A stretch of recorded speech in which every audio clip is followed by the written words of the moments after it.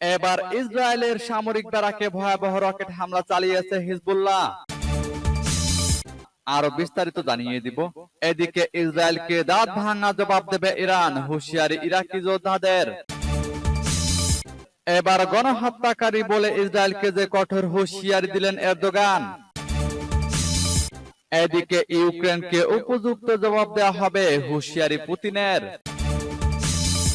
আরো জানিয়ে দিব, আবারও ইসরায়েলি হামলায় 24 ঘন্টায় আরো 56 জন নিহত।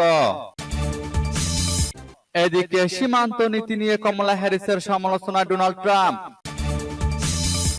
এবার ক্রুশকে ইউক্রেনের হামলা, রাশিয়ার বিরুদ্ধে শক্তি প্রদর্শনে জার্মানির উচ্চবিলাসী চিন্তা। এবং সর্বশেষে জানিয়ে দিব, এদিকে ইউক্রেনের তীব্র হামলার মুখে রাশিয়ার বেলগরোদে জরুরি অবস্থা। শুনছিলেন সংবাদ শিরোনাম, এখন বিস্তারিত। তবে তার আগে অনুরোধ থাকবে, এই ভিডিওতে একটি লাইক দিন এবং কমেন্টস করে জানিয়ে দিন আপনি কোন জেলা থেকে বা কোথায় থেকে আমাদের সাথে যুক্ত রয়েছেন। এবং সংবাদের সর্বশেষ গুরুত্বপূর্ণ আপডেট পেতে চ্যানেলটি সাবস্ক্রাইব করে আমাদের সঙ্গে থাকুন। এবার ইসরায়েলের সামরিক ব্যারাকে ভয়াবহ রকেট হামলা চালিয়েছে হিজবুল্লাহ। ইসরায়েলের উত্তর অঞ্চলে অবস্থিত বেইত হিলেলে অবস্থিত দেশটির একটি সামরিক ব্যারাকে রকেট হামলা চালিয়েছে লেবানন ভিত্তিক সশস্ত্র সংগঠন হিজবুল্লাহ। আল জাজিরার এক প্রতিবেদনে এ তথ্য জানানো হয়েছে। হিজবুল্লাহ বলছে, লেবাননের বিলিদাস শহরে স্থানীয় সময় বুধবার সকালে ইসরায়েলি হামলায় একজন নিহত হয়েছে।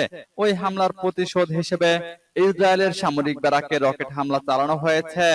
ইসরায়েলের নেট নিউজের এক প্রতিবেদনে বলা হয়েছে, বেইত হিলেল শহরে সাইরেন বেজে উঠেছে। লেবানন থেকে প্রায় 10টি রকেট ইসরায়েলের ভূখণ্ডে প্রবেশ করেছে। প্রজেক্টাইল গুলো খোলা জায়গায় বিস্ফোরিত হয়েছে এবং এতে বড় ধরনের ক্ষয়ক্ষতি বা হতাহতের ঘটনা ঘটেনি। এর আগে হিজবুল্লাহর পক্ষ থেকে তাদের টেলিগ্রাম চ্যানেলে হুসেইন ইয়াসিন শাইতো এবং মোহাম্মদ আলী জিহাদ বদর আল দিনের নিহত হওয়ার খবর জানানো হয়। এই দুজন লেবাননের দক্ষিণ অঞ্চলে নিহত হয়েছেন, তবে সঠিক স্থান সম্পর্কে কোনো তথ্য জানানো হয়নি।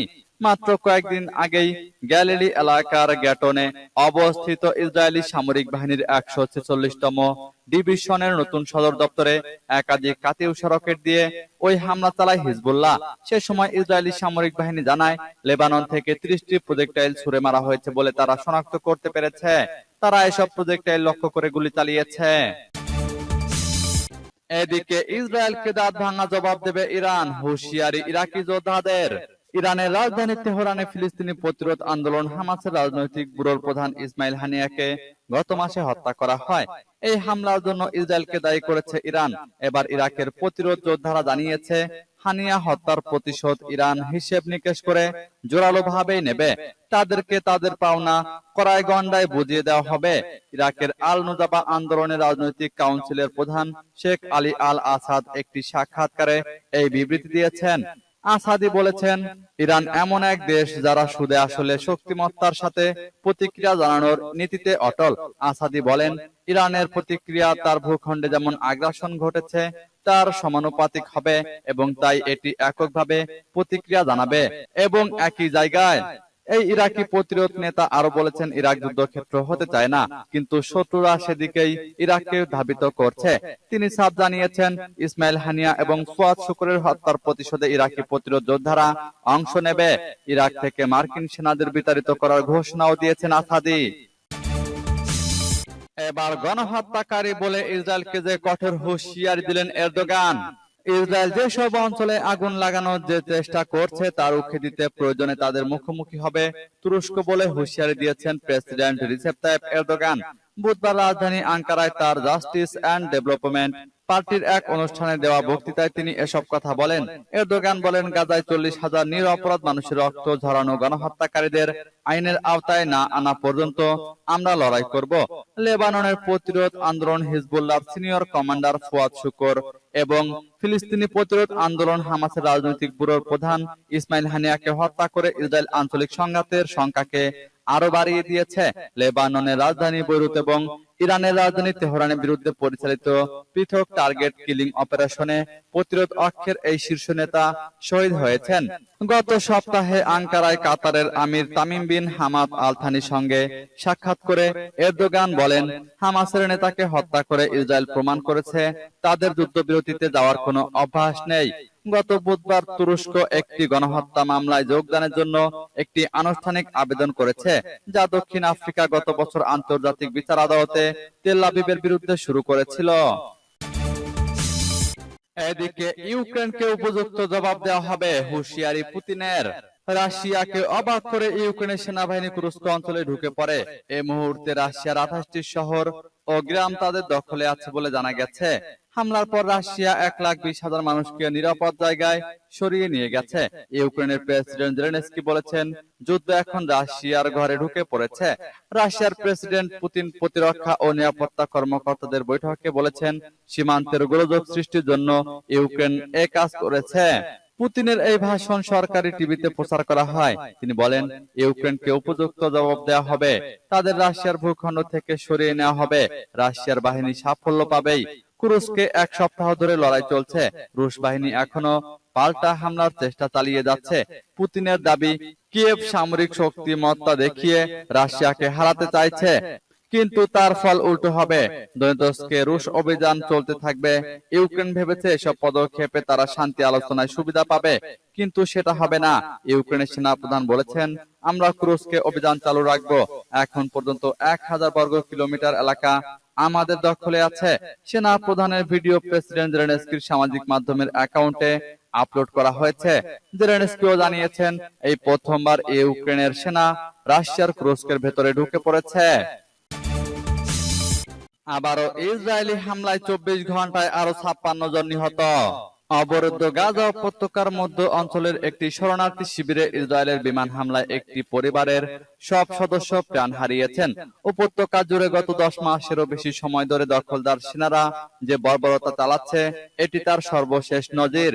বুধবার ফিলিস্তিনি গণমাধ্যমের প্রতিবেদনে বলা হয়েছে, মঙ্গলবার মধ্যরাতের আগ মুহূর্তে নুসাইরাত শরণার্থী শিবিরকে লক্ষ্য করে ইসরায়েলি বাহিনী এই হামলা চালায়। এতে পুরো আবু নাবা পরিবার ধ্বংস হয়ে যায়। হামলায় 7 সদস্যের পরিবারের মা বাবা এবং 2 থেকে 11 বছর বয়সী 5 জন শিশু প্রাণ হারায়। প্রতিবেদনে বলা হয়েছে, মৃতদেহগুলোকে মধ্য গাজার আল আকসা হাসপাতালে নেওয়া হয়। মৃত শিশুদের মধ্যে সবচেয়ে ছোট শিশুর বয়স 2 বছর, যার দেহ থেকে মাথা বিচ্ছিন্ন হয়ে গিয়েছিল। এদিকে বুধবার ফিলিস্তিনি বার্তা সংস্থা মা-আন এক বিস্তারিত প্রতিবেদনে বলেছে, যুদ্ধের 313তম দিনে ইসরায়েলি যুদ্ধবিমান গাজা উপত্যকার বিভিন্ন এলাকায় বোমা বর্ষণ অব্যাহত রেখেছে। এতে গত 24 ঘন্টায় 56 জন ফিলিস্তিনি নিহত এবং শতাধিক আহত হয়েছেন। এদিকে সীমান্ত নীতি নিয়ে কমলা হ্যারিসের সমালোচনায় ডোনাল্ড ট্রাম্প। যুক্তরাষ্ট্রে আগামী নভেম্বরের প্রেসিডেন্ট নির্বাচন নিয়ে জোর প্রচারণা চলছে। এবার ট্রাম্পের প্রচারণা শিবির একটি টেলিভিশন বিজ্ঞাপন তৈরি করেছে। এতে কমলা হ্যারিসের সীমান্ত নীতি নিয়ে সমালোচনা করা হয়েছে। রিপাবলিকান পার্টির প্রেসিডেন্ট প্রার্থী ডোনাল্ড ট্রাম্প অভিবাসন ইস্যুতে কমলা হ্যারিসকে বারবার আক্রমণের চেষ্টা করছেন। ট্রাম্প শিবিরের তৈরি বিজ্ঞাপনে জানানো হয়েছে, প্রেসিডেন্ট জো বাইডেন তাকে সীমান্ত নীতি দেখভালের দায়িত্ব দিয়েছিলেন, কিন্তু তিনি সেই কাজটি করতে ব্যর্থ হয়েছেন। তার ব্যর্থতার জন্য 1 কোটি অভিবাসী অবৈধভাবে যুক্তরাষ্ট্রে প্রবেশ করেছে। এমনকি মাদকদ্রব্য ফেন্টানিলও এসেছে, যাতে 2.5 লাখ মানুষের মৃত্যু হয়েছে। এই বিজ্ঞাপনের ব্যাপারে ডেমোক্রেটিক পার্টির প্রেসিডেন্ট প্রার্থী হ্যারিসের প্রচারণা শিবির জানিয়েছে, ট্রাম্প তো মিথ্যা বলায় অভিজ্ঞ, তাই তিনি এ ধরনের প্রচারণা চালিয়ে আসছেন। এর আগে পূর্ণ তারকাকে ঘুষ দেওয়ায় মামলায় ট্রাম্প দায়িত্ব এড়াতে পারেন না। বিচারক জোয়ান মার্সেন এই মন্তব্য করেছেন। ট্রাম্প এই মামলা থেকে তাকে অব্যাহতি দেওয়ার আবেদন করেছিলেন। আগামী মাসে মামলাটি রায় হওয়ার কথা। ইতিমধ্যে ট্রাম্প মামলায় দোষী সাব্যস্ত হয়েছেন। এবার ক্রুজকে ইউক্রেনের হামলা, রাশিয়ার বিরুদ্ধে শক্তি প্রদর্শনে জার্মানির উচ্চবিলাসী চিন্তা। কিছু বিশেষজ্ঞ বিশ্বাস করেন যে রাশিয়ার ভূখণ্ডে আক্রমণ করার সাহস ইউক্রেনের ছিল না এবং আমেরিকার মতো বাইরের শক্তির উস্কানিতে এ দুঃসাহস দেখাতে পেরেছে।